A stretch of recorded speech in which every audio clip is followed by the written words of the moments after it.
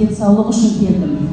Жаңа Айсұлу ханым айтпақшы, қымбат, ақша жоқ дегенге қараған жоқпын. Менің қызым бір жағынан инсульт алған.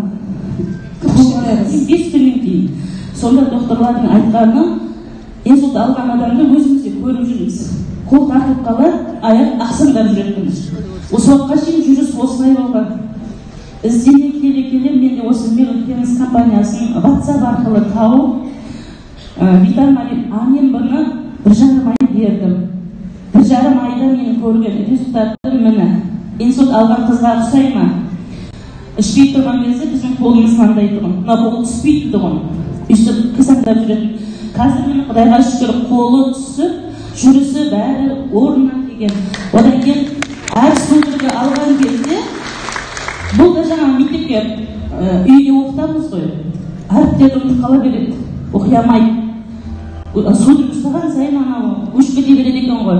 Ал қазір мынау Витамарин А-ні беріп тауыстым, спирулина қосып бердім. Одан кейін Застера менен Витамарин беріп жатырмын. Қазір WhatsApp-тағы жазулары, сообщениелерді өз оқи береді. Кітапты өз оқи береді. Мен соған қуандым, Құдайға шүкір. Толқып айтамай да тұрмыз жерді.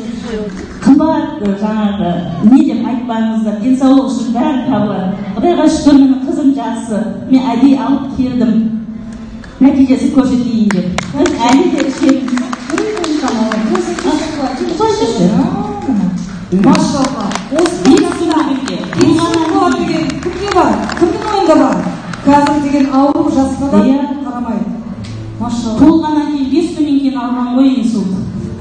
Содан бері емделі, не қылдық, бірақ бәріне қол түспеді ғой мынау.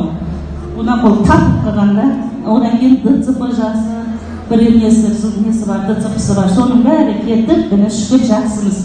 Рахмет сіздерге көп.